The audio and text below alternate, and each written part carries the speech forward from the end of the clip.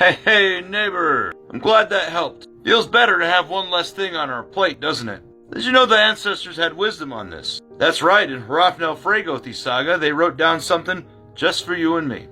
That's right, they said that it can always be expected that a man who has a lot on his mind will not always be careful enough.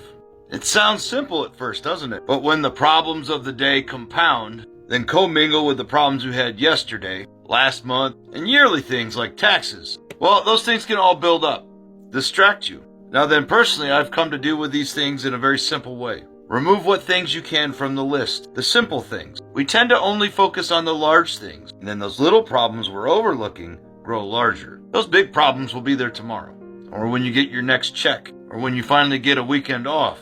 And when I sit down with the kids for dinner, I tell them one thing: turn your devices and your problems off. We have to create space to de-stress, because if you take that stress with you and put it under your pillow, well, then you're not resting, you're not healing. And when you wake up, you'll have less than of ability to carry that stress till supper time.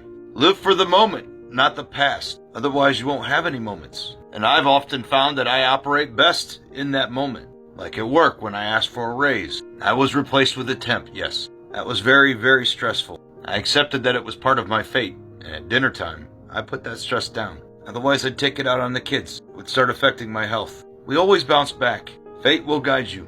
I can tell you it's a real thing. And if you don't learn from your experience that someone or something's trying to teach you, well, that's just one more thing you're going to be stressed about when it happens again. And if it's relationships, please see the video I did last night. There's no point in getting stressed over friends that aren't true. And for those true friends and relationships you hold dear, don't let stress subtract from the moments that are meant for both of you. You can't live life if you're not in the moment. If you were there with your friend in the present and your mind was on earlier today.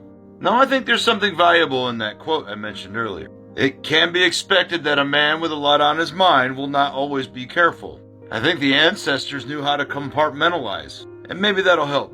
Maybe take a thing or two off your plate, friend. Until next time. Acha-cha-cha.